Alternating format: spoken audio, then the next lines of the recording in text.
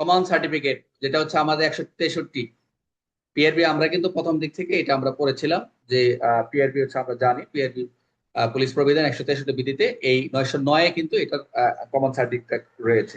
এবং এই মূলত 163 অনুযায়ী কমন সার্টিফিকেট ইস্যু করতে হবে।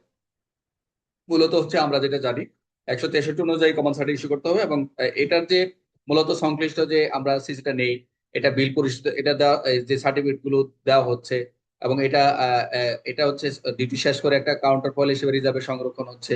তো এটা আমরা কমন সার্টিফিকেট হিসেবে যদি আমরা দেখি, এটা আরো অন্যান্য জায়গায় বিধি কথা বলা রয়েছে।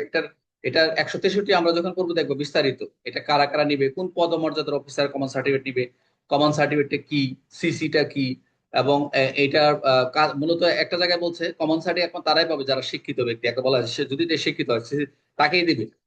এবং কে ইস্যু করবে, পুলিশ সুপার কাদেরকে দিবেন, কার মাধ্যমে আসবেন, এগুলো বিস্তারিত মতো। এবং এটার উদ্দেশ্যটা কি, সিসির উদ্দেশ্যটা কি, একটা প্রশ্ন আছে। কমন সার্টিফিকেট একটা রিটার্নের প্রশ্ন নয় তার।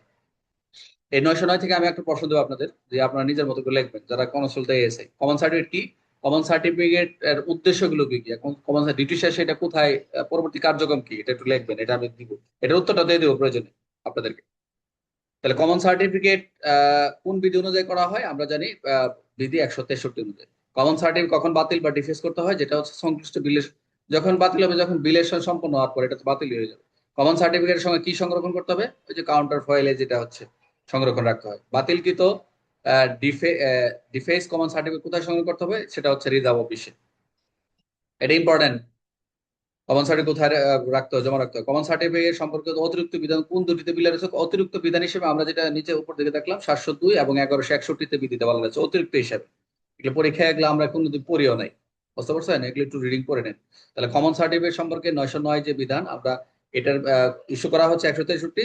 এবং বিলের সম্পূর্ণ হিসাব দেখলাম যে সংগ্রহিত এর কোথায় কোথায় থাকবে, রিজার্ভ অফিস, সঙ্গে থাকবে সংশ্লিষ্ট কাউন্টার ফয়েল সম্পর্কিত 702 1162 দুইটা বিধি দেখলাম। এখন যেটা দেখাবো এটাও 22